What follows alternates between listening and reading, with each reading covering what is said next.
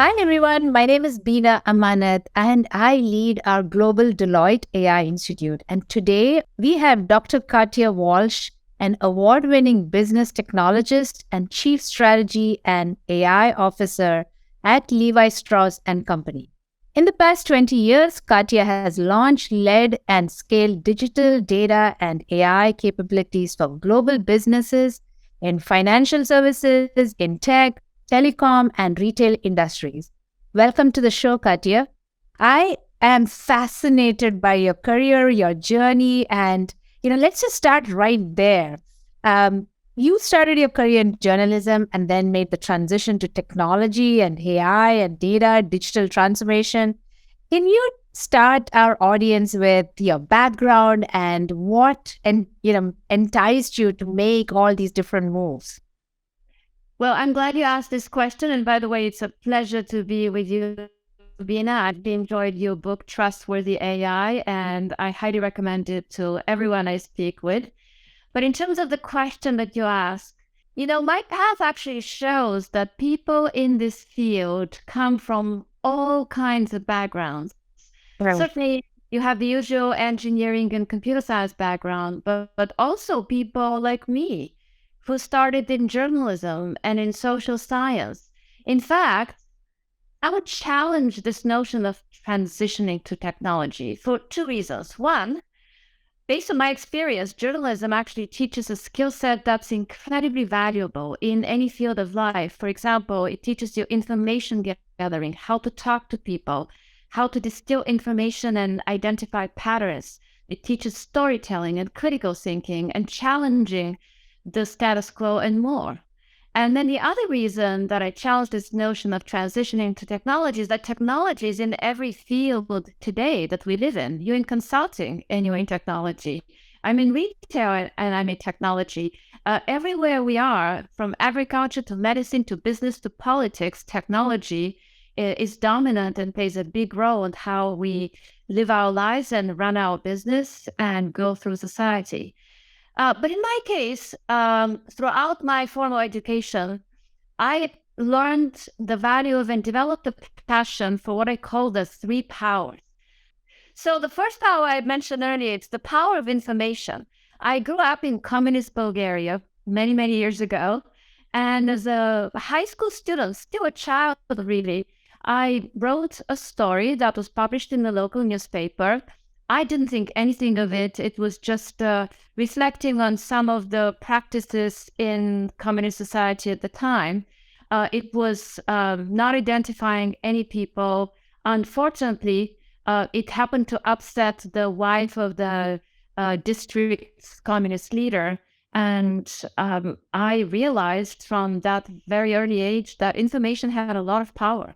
And instead of being deterred by how I was treated by that wife of the communist leader, I actually summoned more courage, and I wanted to make sure that I really had some kind of a career in that field. I thought if one high school student, 15 years old, could cause such turmoil with one story in one local newspaper, imagine what you could do if you had a platform for that. So that's the first power of information, which we still have today. And then after communism fell, I had a great opportunity on a full scholarship to continue my education in the United States at Indiana University. And it was in the heyday of the internet, at the time of bulletin boards and first computers as a mainstream technology, really. And that's when I learned and developed a passion for that second power, the power of technology. And why I loved it so much is because I discovered the power of technology to amplify the power of information. Right, This right, was right. the platform. If you could take one person with one story in one paper, this technology, the internet, was allowing us to spread it all over the world in a matter of seconds. That is still incredibly powerful. And then the third power that I discovered was when I continued my education through a doctoral program. And that power is the power of machine learning and Right. how it helps us to make sense of the world. But more importantly, after we make sense of the world, to drive desired outcomes. For example, my doctoral dissertation at the time was one of the first large-scale experiments on the importance of source credibility online. I happened to get a grant, and I was able to invite real people in my lab. And these were people who were coming from construction projects in their muddy boots. Some of them had never been in front of a newspaper online at the time. And I seated them in my lab, and I had 4 conditions I remember: a newspaper online, a TV station online, a travel agency, and an unidentified source to control. And I measured how people evaluated and identified the credibility of the information online based on the source of that same information.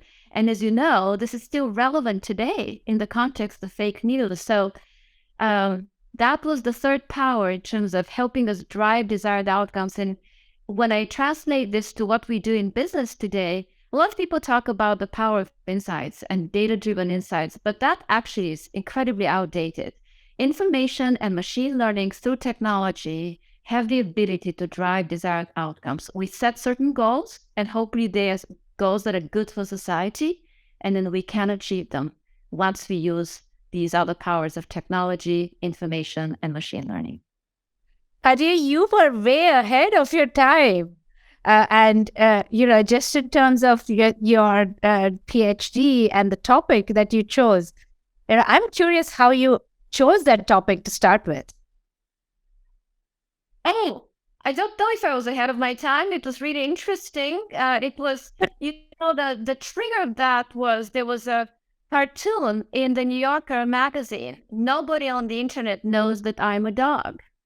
And that was really the inspiration for my dissertation. But as the technology really proliferated our lives and became mainstream, that's an issue of anonymity, of credibility. Katya, I love that, story. And, it's funny, right? The sources of inspiration that we have. And, thank you for sharing your background and how one thing led to the other. And it almost seems like there is a pathway towards working in technology if you're keen on it for anybody, right? Doesn't matter what your background is. And I know you're a huge advocate for driving more AI fluency, tech fluency.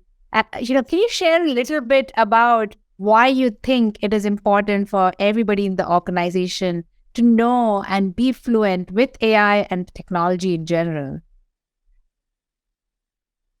So we are now speaking a lot in business about digital transformation. Yes.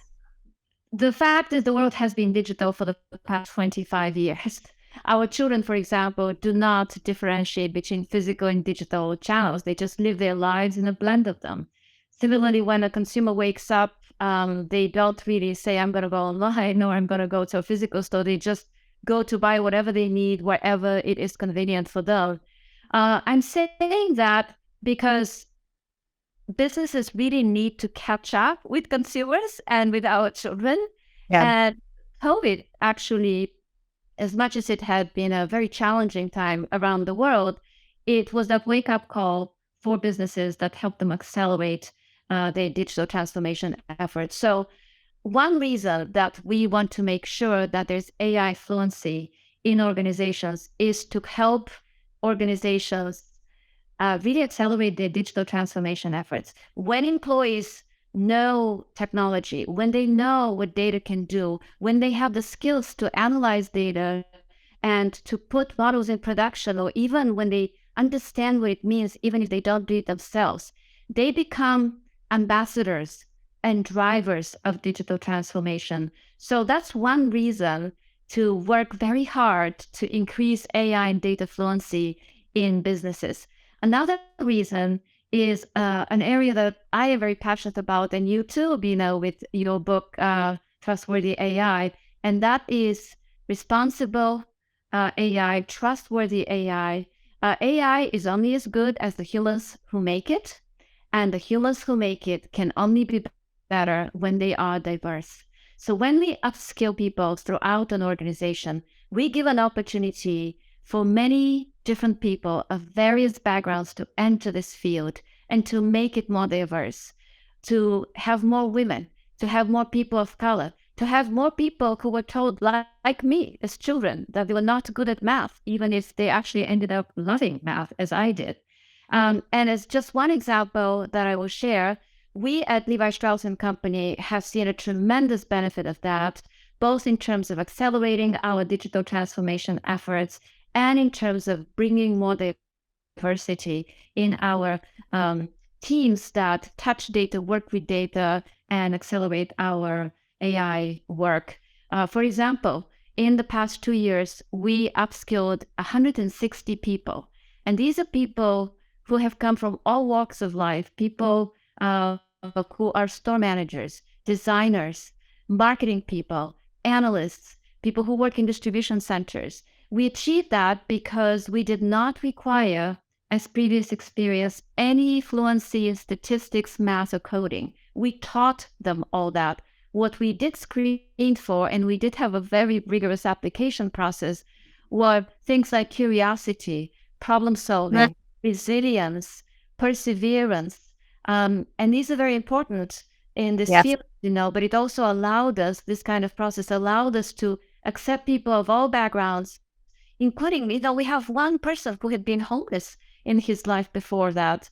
And now Wow. he's a data scientist working at Levi Strauss & Company is just one example. Wow, that's fascinating. And what everything you're saying resonates with what's happening in the industry as well, right? Talent transformation, the future of work, cultural transformation, all of that can be enabled through this fluency programs. But what are some of the challenges you faced when you were initially starting the program? Were there any unexpected learnings as you started this fluency program, within the organization? Well, there are always challenges. There are all kinds of challenges in anything one does with this kind of transformation, because ultimately this upskilling that gives an opportunity to every employee in the company around the world is a form of transformation. But all challenges, there are challenges with budget, with prioritization, with buy-in, with education. They're always challenging, but that's actually why I love it. I often think about any kind of transformational effort that I've had the privilege to drive as having a new baby. It's exciting and exhilarating at the same time. And Katya, you've done this at several organizations. So can you share a few of your stories, experiences from your prior life before Levi's? Yeah, certainly. Let me just clarify that I never set out to do this. I never said my 5-year or 10-year plan is to become a leader in digital transformation across different industries. That was never the case. But as it happened in the past decade, I've been fortunate to initiate and lead transformations across global companies in financial services, in telecommunications, and now with help from my peers and across the organization at Levi Strauss & Company in retail. And the reason I love this is that it's not a transformation for the sake of technology. Instead, a digital transformation enables businesses to thrive on technology change and on disruption. At Levi Strauss & Company, it is such an honor and a privilege to be one of the team members that is helping drive transformation in an iconic brand. Everyone in the world knows, wears, and loves. I'm wearing a personalized trucker jacket now. We are helping the Levi's brand endure for the next 200 years. And we're doing that through what we call the 3 smart C's. Smarter connections with consumers. Yeah, here's the connection with consumers again. Smarter commerce and smarter creation. Your journey has so many lessons, right? There are so many things that you've learned just working across the different industries, different sectors. What are some of the common themes you would pull out as the key tenets for digital transformation? There is a technology component, there's talent. What are some of the other dimensions of digital transformation that companies who are still early in their journey or your peers can learn from you?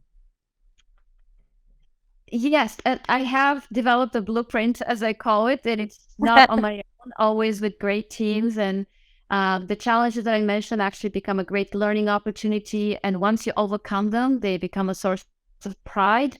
So I don't actually start with the technology or even the talent, as important as it is. We start usually with the vision. Why is it that we are transforming ourselves? And Perfect. at Levi's, it's about enduring for the next 200 years, being the best apparel company across any industry, across the world, famous for its brands and its values, a platform for doing good. And if you're not around, if you're not a healthy business, if you're not relevant, you cannot do that. So it really starts with a vision. And then, of course, we go about how do we deliver on that vision? It's through a combination of talent, like you said, always talent. People are the most important building block in a digital transformation. The processes, they're also important. And I don't mean bureaucratic processes, but I do mean changed ways of doing business. Whether it's, helping technology transition from a mindset of being a service provider to a partner and Yeah. actually an embedded member of the business. I frequently correct people in my teams when they say the business says that to us. We are a part of the business. So people, processes, technology, obviously, and data, very important. So the 4 building blocks of digital transformation that help us drive toward the vision we have set in mind are the people, the processes, the data, and the technology. How crucial is AI for a digital transformation journey? Where does it come in? Or, you hear too often that data is fueling the digital transformation, but it's AI driving a lot of the insights, right? But what in your vision, in your experience, where have you seen AI coming into the picture, and what's kind of impact that AI brings to a digital transformation? Well, this is like you're asking me to choose between my children, right? I love all my children. But when we think about the essence and the drivers of a digital transformation, it really is a flywheel. It starts with digital products and services. It's digital products and services that have given us big data. As much as I didn't like the term because it sounds like Big Brother, we are living in a time of so much data, and this podcast, because it is being recorded, that is data. Whoever Yes. listens to that in the future, in addition to all your other podcasts that you've led, that will be some kind of a data set for them. But digital products and services give us a lot of data. And it is all these data that fuel artificial intelligence. Without that kind of data, until recently, AI was just not possible, even though the term Yeah. and the discipline has been around for much, much longer, since the 50s, really. And it's artificial intelligence that in turn goes back and helps us craft and deliver even smarter digital products and services. So it's this flywheel that keeps going and going. So I cannot choose among the three. Digital, data, and AI are the essence of digital transformation. Love it, love it. And you touched on this briefly, Katya, about bias and building responsible, trustworthy AI. One of the key challenges, especially in industries that are focused on consumers or the end customer, with working with lots of human data, there's a huge challenge around bias, right? How are you looking to avoid bias in the platforms that you're designing, building, implementing? What are some of the best practices that you've learned over the years? So one thing that I've learned from a long time ago, actually, to go back to my dissertation, is that you can never fully eliminate bias. Yeah. It doesn't mean that we should not strive for it, but bias is just part of life.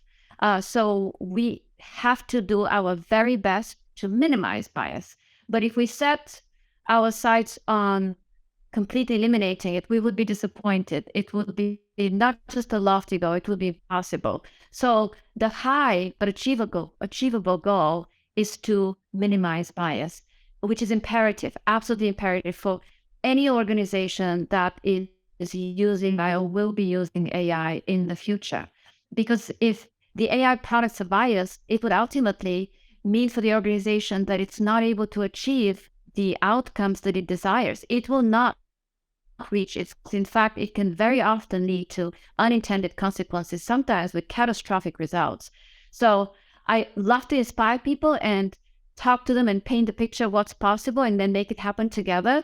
But Yeah. at the same time, we have to be aware of the pitfalls and the dangers because they are there and we have to guard against them. So how do we minimize bias? I mentioned one of them, very critical factor, diversity of people. If our Yes. team, it's the humans that create artificial intelligence, at least for now and the foreseeable future. It's the humans that write the algorithms.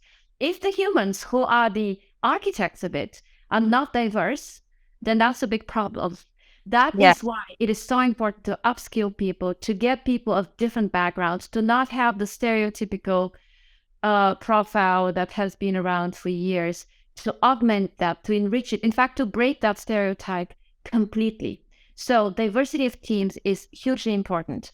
The second pillar of diversity is diversity of data sets. I'm a huge proponent of let all data that you can flow together. Internal data, structured data, but also external data, unstructured data. And at Levi's, one of my proudest moments of the teams that I've worked with is that we have built a live streaming repository of data. We call it a data ocean. That is aggregating our financial data, transactions, what we know about our consumers, always with their permissions in place, always with their permissions. But at the same time, we have put in our data ocean climate data, economic outlook, epidemiological models, social media trends, and anything else we can get our hands on, again, always with permissions.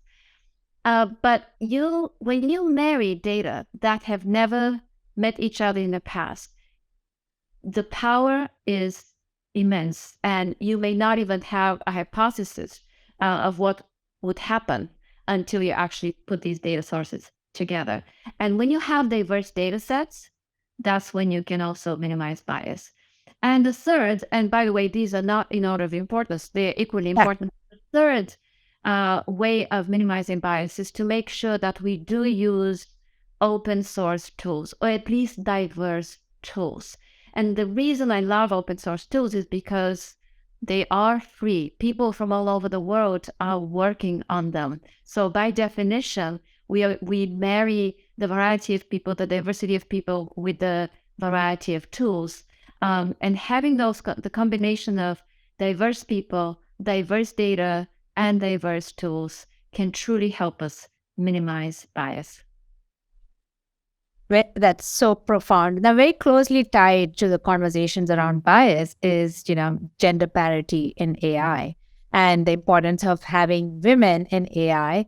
We talk about diversity from different dimensions, but women just happen to be the largest minority group, and they're largely missing in AI. And I know this is something very close to your heart as well.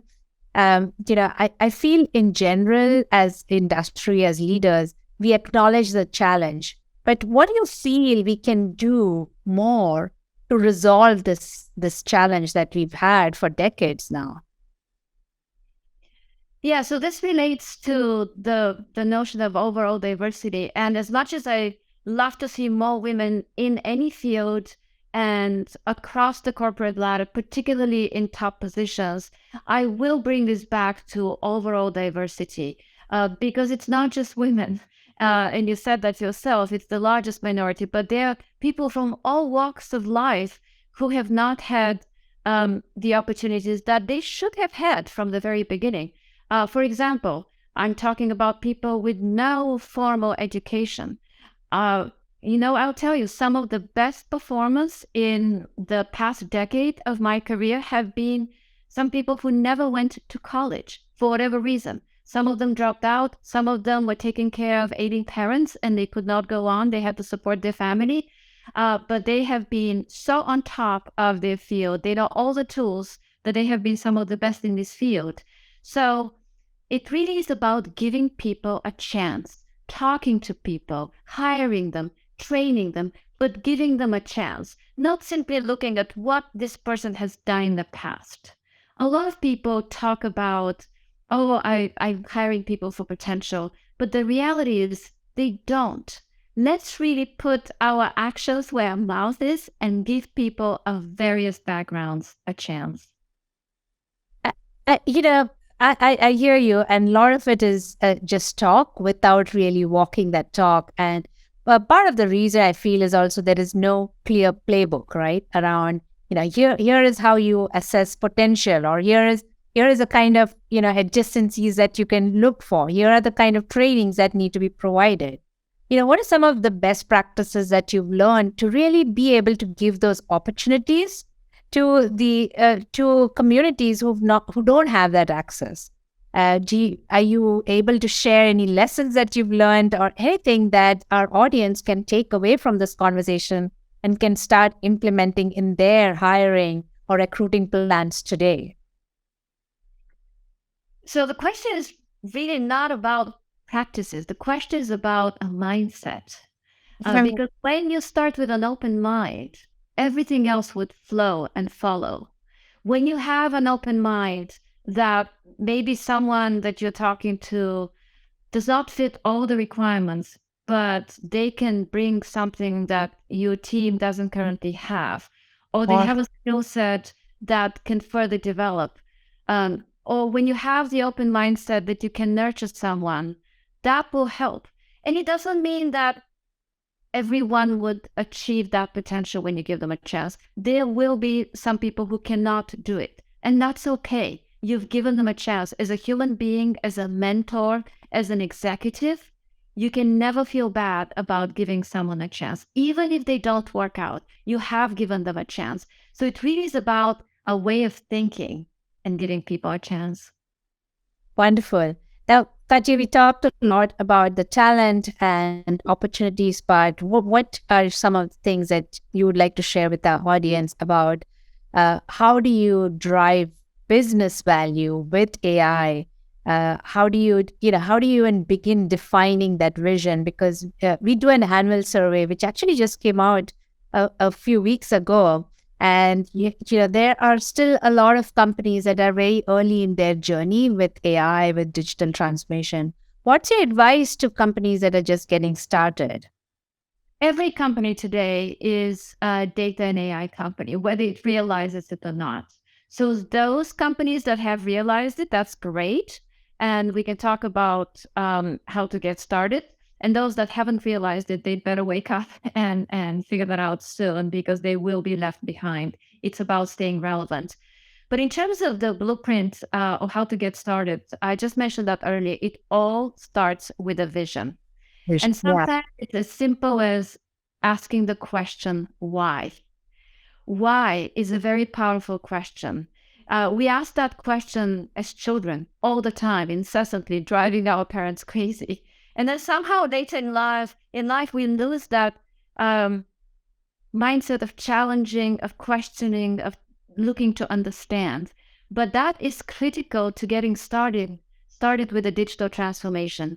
Why is it that we are not as connected with consumers? Why is it that we are not getting more revenues from such and such? Why is it that our consumer scores are down where the competitors are up? These are all examples of why. And when you ask the question why, if the answer is because we've always done it this way, that's not a good answer, but that helps us get to that vision. And when we have the vision, that's when we can start putting the building blocks in place. But it's also about the realization that it's not about use cases. A lot of companies used to talk about use cases in this field. What I'm talking about is a capability. It's a way of doing business. We don't have use cases in marketing. We don't have use cases in product development. We don't have use cases in sales.